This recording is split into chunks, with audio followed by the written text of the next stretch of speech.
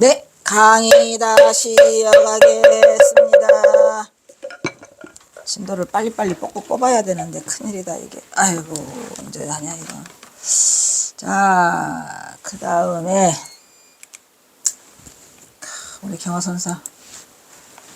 경화선사의 고뇌. 나는 떠나야 한다. 이 벌써 떠나야 한다를 고민하고 계시는구만. 어디로 떠나야 할지를 못 정했어요. 일본 놈들이 영영 찾지 못하는 삼수갑산으로 가야 한다.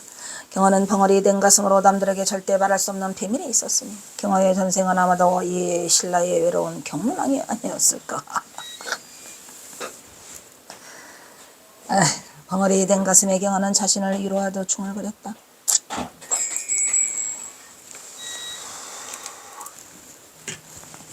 공림사는 1399년 정종 1년에 함어 득통선사죠. 명산대천을 들어다니다가 폐사가 된 이 자리를 폐사됐구나. 이르러 법당과 요사차 등의 모든 건물을 새로 중창을. 그래서 이 경허선사와 공림사 관계가 많아요. 1407년 태종 7년에 왕실의 자복사찰이야. 이 자복사찰이라는 건 뭐죠? 왕실의 안녕과 번영을 위해서 그 사찰을 하나 정해놓고 거기 가서 기도를 한데, 이 자자는 재물자자잖아요. 다 대줘요. 거기서 대주고 그 기도할 그거를 다 대주면서 짬바꿔는 봉은사도 자복사찰이에요.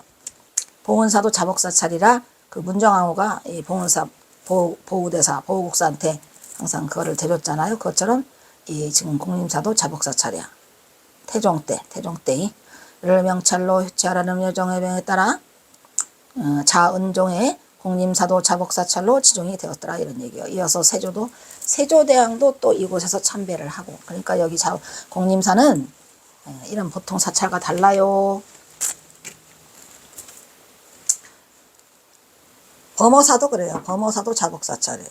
1593년 외병의 방화로 여러 건물이 탔으나 대웅전만이 갑자기 바람이 반대편에서 불어와 보존될 수 있었더라, 이런 얘기고. 진짜라니까. 인조 때 다시 중창하였으며 1688년에 사적비를 세웠다. 1720년에 중창하였으며 1727년에는 도영이 중건하였더라. 범종은 1776년에 주조된 것이다. 공림사는 전설에 의하면 두 절 뒤쪽에 미륵봉이 있고 황금 밀탑이 있었다고 한다. 아니, 내가 있잖아요. 이 경선사 소설은 참 잘 쓴 것 같아. 코로나 대왕님이 정말 대박이야. 그 어려운 가운데 내가 많이 힘들었거든요. 힘들었는데 그 어려운 가운데 이 코로나 4년이 있었고 내가 이 소설을 쓸 만한 그 정신적 여유가 됐었던 건 정말 다행스러운데, 왜냐면 제가 이 경화선사 소설 쓰면서 그냥 5만 사찰까지 다 알게 됐어요. 이거 다 내가 조사한 거예요. 전부 다 내가 무슨 소설가입니까? 그게 아니고 경허선사와 관계돼서 이 짓을 한 거지 내가 뭐라고 이 짓을 해. 어쨌든 엄청나게 밑바닥까지 가보려고 그냥 이 경허선사에 대한 이거를 하다 보니까 공림사가 보통 절은 아니었더라, 이런 얘기야. 보통 사찰은 아니었던 것 같아요. 황금밀탑이 있었다고 한다. 당나라 고종 때 낙양의 무덕이 마을 공중에 황금밀탑의 그림자가 나타나. 이게 또 그 얘기야. 그러니까 이게 당나라 고종과 관계가 있다는 얘기죠. 낙양의 무덕마을에 공중에 황금밀탑의 그림자. 그러니까 여기서는 지금 황금밀탑의 그림자라고 했는데, 그 고조가 세수할 때 할 때는 이제 낙영산이 그림에 비쳤고 산이 아름다워서 산을 찾으러 갔다가 공림사를 알게 된 거죠. 근데 여기서는 황금밀탑이 또 주인공으로 나타나거든요. 나타나서 사라지지 않다가 며칠 뒤 공동의 밀탑은 동쪽으로 움직이기 시작했다. 우리나라가 동이죠. 동이. 동쪽으로 안캐나라. 소문을 들은 고종은 밀탑의 뒤를 쫓겠는데 탑은 현재 미륵봉 바위 속으로 쏙 들어갔더라, 이런 얘기고. 그래서 바위를 깨어보니 밀탑은 없고 미륵 장육 3존불이 있었다라고 하더라고. 그때부터 이곳의 산 이름을 밀탑의 그림자가 떨어졌다는 것은 아까 말했죠. 낙영산. 그러니까 뭐 황금 밀탑이건 낙영산이건 그 산 그림자건 간에 하여튼 이 그림자가 중국의 고종의 저기에 비쳐서 중국과 연결된 거고, 결국 그러면 결론은 뭐예요? 미륵 장육 3존불이 그 황금 밀탑이 그 숨겨져 있어서 땅에서 거집어낸 거다 이런 얘기죠. 뭐 이런 전설은 많이 있잖아요. 그 뒤부터 이곳에 산 이름을 밀탑의 그림자가 떨어진 곳이라 해서 나경산이라고 하였단다. 공림산은 바위산인 나경산, 바위가 무지하게 많아요. 바위산인 나경산을 뒤로하고 있어서 바위산의 기운이 사찰로 이어지는 것 같은 느낌을 받는다 이런 말이에요. 그러니까 공림산은 제가 가본 느낌으로는 굉장히 탄탄해요. 산이, 절이 그냥 온팡지게 탄탄하고 그 뭐랄까 안정이 돼 있는 그 들어가는 입구부터 그래요. 나경산 공림사라고 써 있는데 거기서부터 좀 탄탄하다는 느낌을 받았고 올라갔는데 이제 경허선사가 앉았던 노록바위를 찾고 있는데 그렇게 높지 않은 곳에 있었다는 거죠. 엄청 막 이렇게 둘러싸여 있는 느낌이 들더라고요. 사찰 입구에는 여무 사람들에게 조성하고 있으며 커다란 바위들이 사찰 대부에 아무 때로 자리 잡고 있더라. 자연 그대로의 모습을 크게 해치지 않으면서 그러니까 사찰 그 안에도 막 바위들이 도록도록 있어요. 자연과 동화되어 있는 그런 모습을 느낀 게 이 공림사거든요. 굉장히 아름다워요. 제발 손 좀 대지 말라고 또 대고 있더라고. 경호는 이곳 공림사에서 떨어지는 낙조를 할 일 없이 바라보다가 돌탑이 되었다. 스스로가 돌탑이 되어버렸어요. 힘들다. 나도 힘들다. 제150장 호소로 돌아가는 병든 중. 누구요? 경허선사는 내 이름은 뭐더라? 나는 호서인이다 그래요. 절대로 영원함에 백날 가 있어도 나는 호소로 돌아가더라. 원중 병덕기나 병든 늙은이. 응? 호소로 돌아가는 병든 늙은이. 나는 병덕기나 믿으라 이런 얘기야. 아이고, 왜 이렇게 바빠요?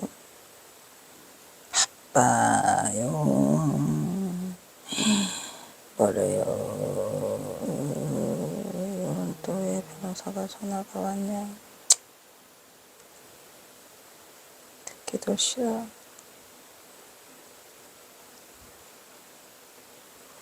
에휴.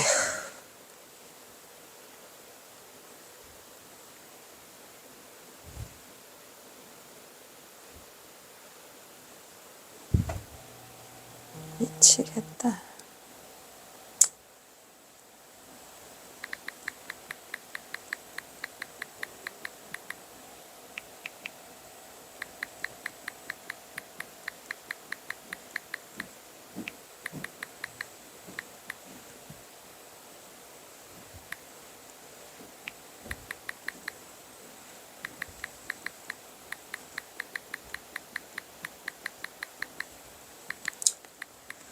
세상.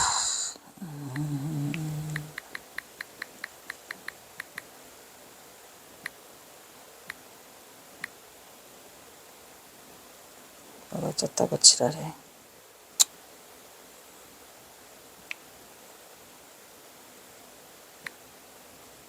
어이가 없네.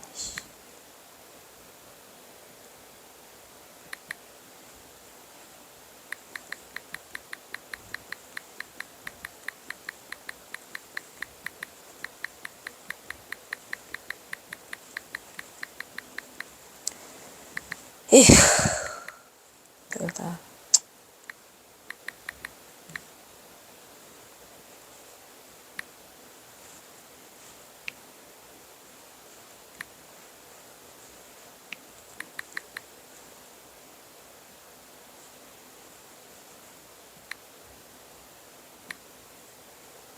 이씨, 어쩌라고.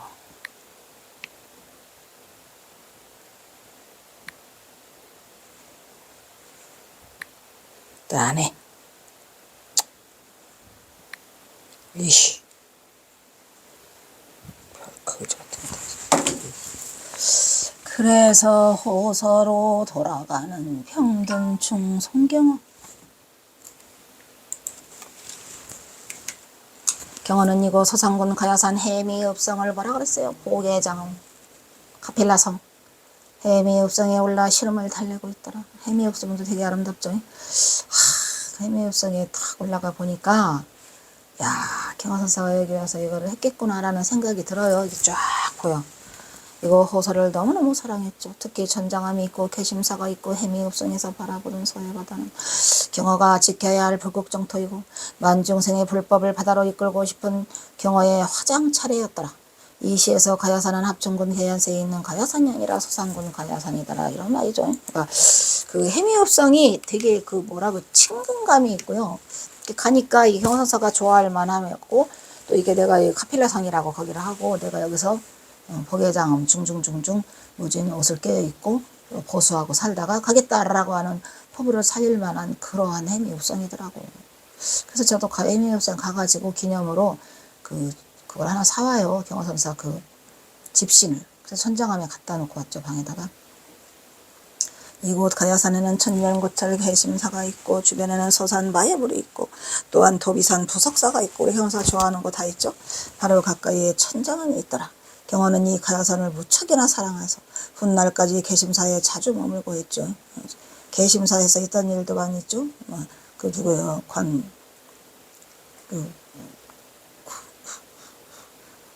저기가 비상타잖아요. 경어선사가 술 심부름 시켰다고 꼴보기 싫다고 그거다가 비상을 타서 먹는데 그냥 거기에서 안주해서 그것만 싹싹 가려내고 먹잖아요. 거기가 바로 개심사예요. 경어선사를 성불로 이끌은 그 동원수자가 있는 동원 스님이 됐어요. 이제 원규삼이가. 그래서 개심사 주지가 되죠. 더구나 부근에 해미읍성을 붙다가 머물던 인도의 카필라상이라고 경어선사가 이름을 붙일 정도로 굉장히 좋아한 곳이에요. 자신의 오도성에서 자신을 붙다가 중생을 위해 제도한 법황이라고 오도성에서 경어선사는 법황이라고도 안 해요. 법황이라고 그래요.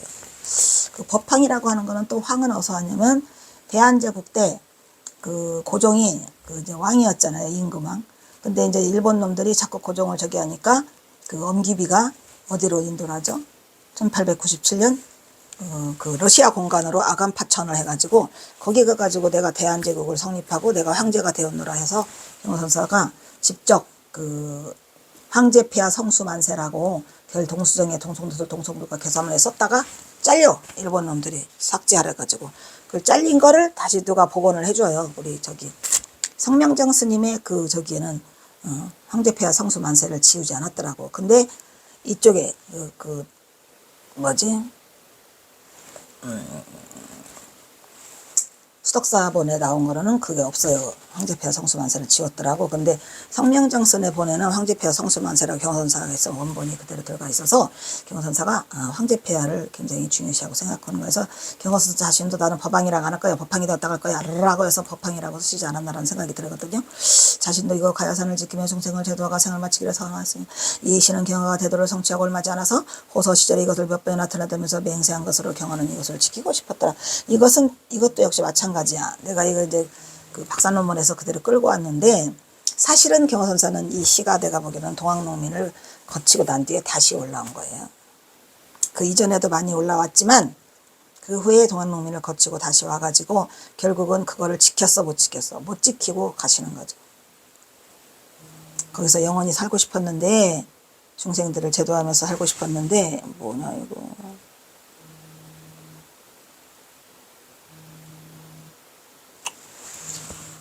시끄러.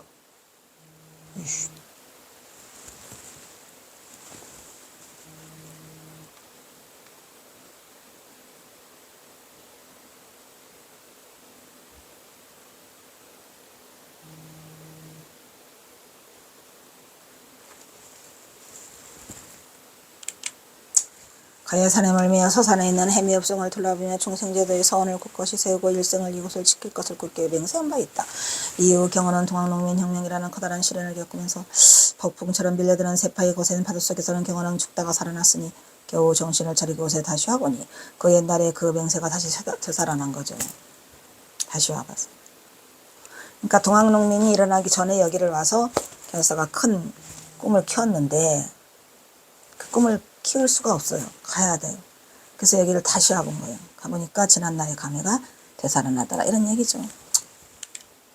경어는 언제라도 자신은 호서로 돌아가고 싶다고 경어는 지금 실제로 영원하면서 선풍을 일으키고 있어요. 근데 결국은 내가 머물 곳은 뭐다? 영원함이 아니고 나는 호서다. 이런 얘기예요.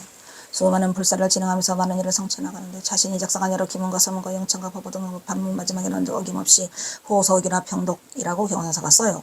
호서 병독기납. 사실을 호서로 들어가는 병든 중이라고 적고 있다. 호서로 돌아가서 호서를 지키며 호서에 살고 싶구나. 이렇게 지면지나 경원한 호서로 돌아갈 날만을 기도하고 있더라 라고 해서 가야산이라는 시를 남기고 있죠. 이과 영고 등시신이요 가야 산리 토유진이로구나. 조가화소 소심 조가화소 심무 아니니 올백 풍청 도미빈이로구나. 예, 이미 있자. 이미 지나간 과거. 이 과니까 이미 지나간 과거는 영고성세더라 이런 말이야. 어? 영고 흥망성세가 영고성세가 지나갔는데 등등등등 해놓고 등 썼죠. 이것들 모두가 다 괴로움이로다. 괴로움 매우 시자죠. 그래서 가야산 속에나 들어가서 토유진 토의해보자. 한번 이 지나간 일들에 대해서 뭐하자 생각해보자. 그윽한 진리를. 자, 그윽한 진리는 뭐라고 그랬죠? 참지는 진 아닌 곳에 됐죠. 그윽한 진리를 찾아볼까 하노라. 조가 와서 심무하니요. 새들은 노래보고 꽃들은 미소를 지으니 마음이 무한하더라. 하염없는 내 마음이 언제는 지나간 영고생세 때문에 괴롭다며. 괴롭다고 해서놓고 겨우 한 줄 더 쓰고 나서 이제 좋대야? 뭐 때문에? 새소리 듣고 꽃이 피고 하니까 다 무안경이 들어서 이 무한한 심정이 다 그냥 개 풀어져요. 경허선사가. 원래 그래요.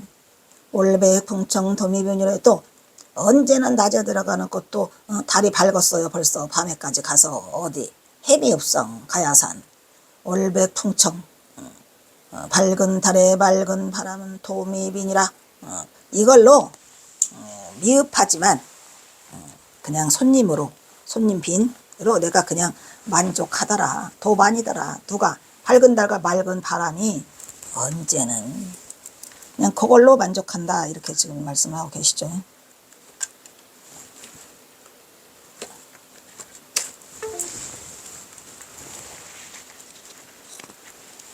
이거 잊어버리면 안 돼요. 아이고.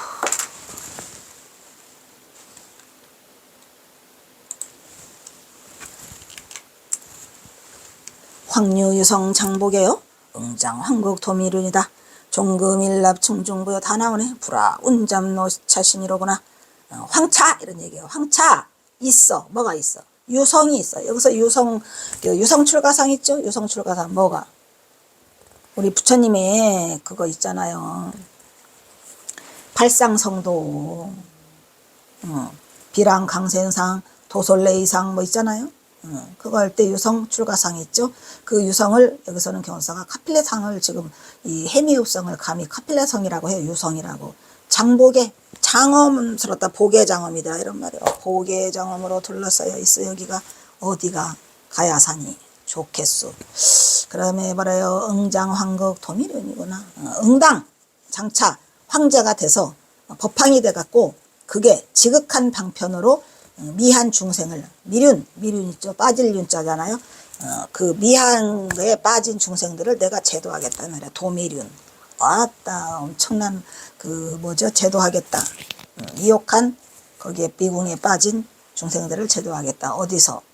이 복의장터에서 유성에서 카필라성이 이제 유성이니까 이제 해미읍성을 말하는 거죠. 그러니까 경허선사의 그 아주 멋있는 포부. 멋있는 시예요. 이 시간이. 지난번도 한 번 해서 바빠. 종금일납 충중보라. 지금으로부터는 금일로부터는 시작해서 내가 일납이 뭐예요? 옷 한 벌 가지고 이런 얘기예요. 옷 한 벌 가지고 거듭거듭 꿰매가지고 그 보수한다 그랬는데 이것도 지금 잘못했죠. 지금 이 성령정 스님 해석이 잘못돼 있어요. 옷 한 벌을 깨어있고지 이것을 무지무지 보수해서가 아니라고요. 고맙습니다. 어쨌든 이거라도 해놓은 게 어디야. 일납 중중보라고 하는 것은 뭐예요? 헌옷을 깨어있고 옷 한 벌 가지고 살겠다 이 말이에요. 일납의 로 해서 이것을 지키다가 불화운잠 노차신이로다. 내려가지 않겠어요. 운잠 구름 낀 봉우리를 내려가지 않겠다. 어디? 해미읍성 가야산 노차신 이 몸이 늙을 때까지 이런 얘기예요. 차신은 이 몸이죠. 슬프다. 지나간 영고들은 모두가 괴롭다고 외치는 경우는 세상 시름대가 모두가 있고 서상 가야산 속에 들어가서 깊은 이치를 찾아보고자 한다. 꽃이 활짝 피고 새들의 노랫소리가 헤엄시 들리니까 경화에 맞좀 비치고 또 밝은 달 맑은 바람이 있으니까 도해보스로 내가 조금 부족하지만 그래도 아주 만족스럽도다. 오냐 만족스럽네. 더구나 갓빌라성 보계장엄이 대신하는 해미 읍성이 삥 둘러쳐져 있고 깨달은 자 경험은 법황의 작용으로 지극한 방평으로 내가 끝까지 미안 중생을 제도하겠다라고 지금 경호선사가 자신의 표부를 지금 드러내고 있죠. 그러면서 또 뭐래요? 그때부터 지금부터 나는 이 납승 경호는 그저 바랄 것 없이 이곳을 보수하는 게 아니라 옷을 그죠? 옷 한 벌을 계속 끼어입고 해서 이 산을 지키다가 이 몸이 늙어지기를 바라노라. 소박하게 염원하고 있다. 사실 이때 경호는 세속의 인연은 전봉중과의 관계 속에서 많은 심적인 환경적인 어려움을 겪고 있어요. 고통이죠, 고통. 시시각각으로 조여오고 숨기는 해야 되겠고 어디로 가다는 거. 저는 삼수갑산 갈 생각은 안 했어요. 그래서 경호는 언제라도 빨리 호수로 돌아와 귀향하고 싶은 마음뿐이다. 호남이란 땅 이름은 중국에서 주는 기운을 찾을 수 있을 것이다. 나중에 북한으로 가려고 한 생각은 사실은 처음에 동학농민이 이제 실패로 끝나갖고 전봉주의 처형을 당할 때 경호사가 튄 곳이 영호당 박한영이 소개한 묘양산으로 갔어요. 그래서 묘양산에 가셔가지고 1차 답사를 해요. 거기를. 이쪽으로 튀면은 어떨까라는 생각을 했죠. 그러다가 포기하고 다시 나와서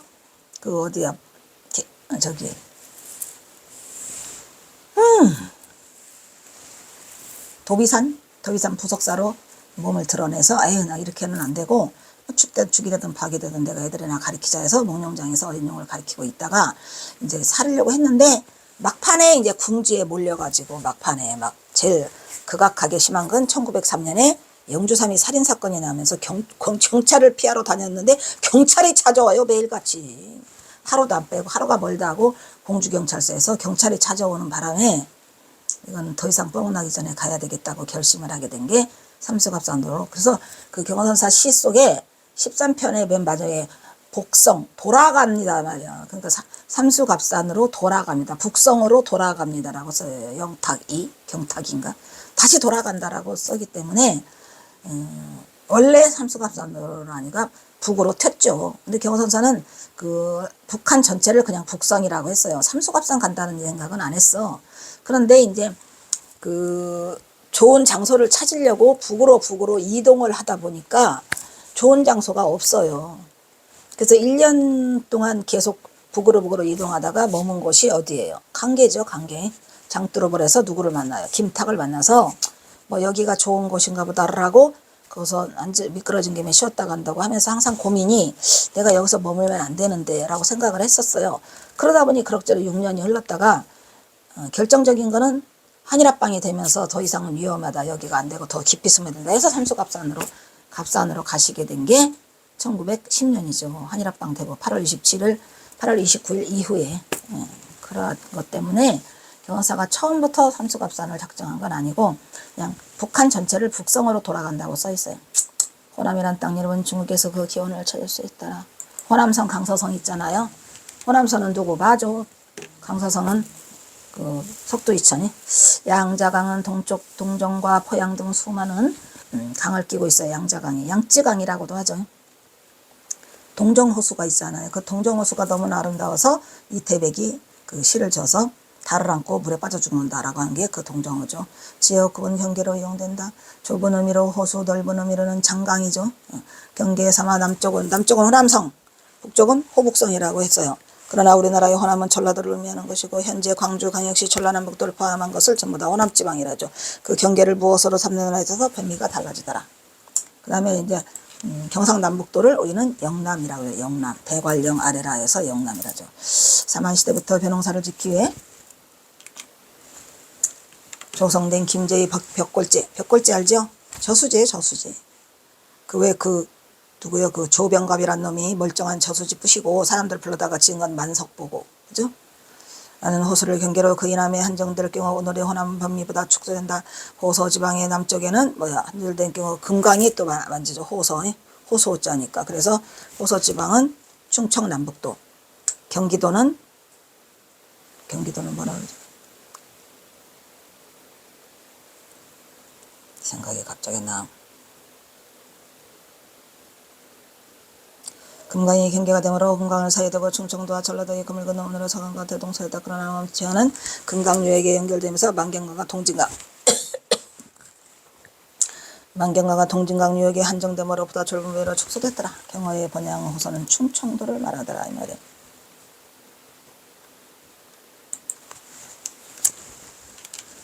경어선사는 호소를 사랑했어요. 반천리로는 500리 길면은 천리길이라는데 경어선사는 호소에서 멀리 떨어진 곳은 대부분 반천리라고 말을 해요.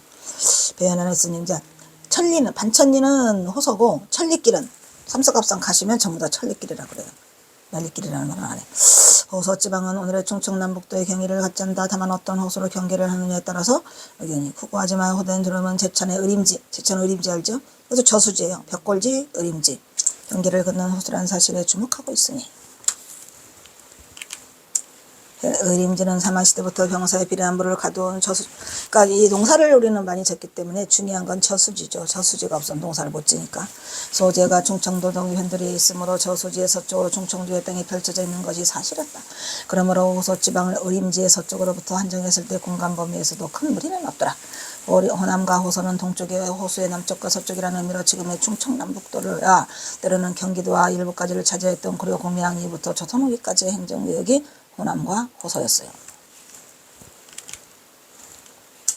이곳이 바로 경어의 영원한 고향이었던 호소였더라. 호소로 들어가는 병든충. 경어는 삼수갑선을 떠나는 순간에도 호소로 상했죠. 1904년 2월 해인사의 모든 미진한 것을 정리하고 2월이니까 1월 15일 날 결제하고 2월 달에 어디로 도착하죠? 천장암에 도착해요. 이곳 천장암으로 와서 왕공을 만나고 천장암을 영원히 떠나 삼성합선으로 갔으니 경어는 이거 호소를 영원히 시키고 싶었지만 그것을 이루지 못하고 영원히 돌아오지 않을 마지막 길을 영원히 갔더라 이런 얘기로. 어이구 마지막 어려움이 나오네. 제5보 제16편 전옥서에서 전봉준의 교수형 제151장 순창 비놀이에서 서울로 압송되다. 이렇게 왔다 갔다 하는 것은 앞에 썼다 뒤에 썼다 해서 그래요. 별거 아니고. 에이구.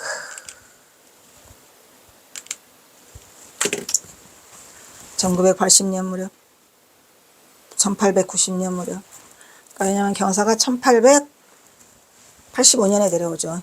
그렇게 하고 1890년 7년간 1892년까지 7년간 피부병을 치료를 하다가 안 되니까 내가 부끄럽다. 6, 7년간 이직가를 했으니 집어쳐. 이렇게 되다가 1894년에 동학농민이 시작이 돼갖고 1895년에 가보 동학농민이라고 하죠. 경어는 전봉준의 희와 진씨가 마련해준 바른 꽃이 많이 피어 나왔잖아요. 외딴 마을에서 피부병을 치료하면서 앞으로 닥칠 동학농민 전쟁을 구상하면서 세상과 담을 쌓고 오직 전봉준만 도왔어요. 4년간. 이거죠. 1885년에 하산을 하셨는데 4년 동안 두문불출. 시간을 보내면서 기회가 오기를 기다리고 있었으니 드디어 1894년 동학농민혁명의 새날은 밝았더라. 경호는 전봉준을 동료해. 동료가 아니고 그냥 아주 채찍질하죠. 채찍질. 앞으로 나가라. 어이구 내가 못 살아. 어떻게 보면 우리 경호선사도 부처님의 가피를 믿고 내가 한번 해보자라고 했지 않았을까. 대도를 성취한 대도인이니까 뭐 어떤 자부심은 없었겠습니까? 이루어질 줄 알았죠. 나도 꼭 이루어질 줄 알았는데 안 이루어져서 섭섭해였으니 부처님에 대한 원망도 좀 있어요. 나도. 스님만 계신 게 아니고요. 힘들다 또. 담간오리의 부정부패는 밑등부터 잘라내야 한다. 암간의 폐기물들을 쟁기임을 빌려서도 갈아엎어야 한다. 이렇게 전 집사를 등에 서간을 보내고 경화 또한 긴밀히 연락을 기다리면서 매제 전봉준을 휘하해서 멀리 가지 못하고 대기하고 있다가 적재적소에서 전봉준에게 지혜를 빌려주고 전봉준의 행동에 용기를 불어넣어주고 있었다. 마지막으로 전봉준과 운치 전투를 함께하면서 끝까지 항전을 하였더라. 누가? 우리 경호선사가 운치 전투가 세세가 불리해지고 참패를 당하자 전봉준에게 퇴각을 끌 것을 빨리 퇴각하라고 조공했는데 끝까지 덤벼. 경호는 전봉준이 사라진 논산 쪽을 하염없이 바라보다가 정신을 차리고 보니 정읍의 식구들이 생각이 났어요. 이래서는 안 돼도 내가 빨리 새 식구들을 데리고 피해야 된다. 경호는 발걸음을 바삐 서둘러 지난 금당사 고금당으로 향했다. 전봉준 전주로 접어들면서 전봉준의 체포 소식을 들었더라. 이런 얘기예요. 12월 달이죠.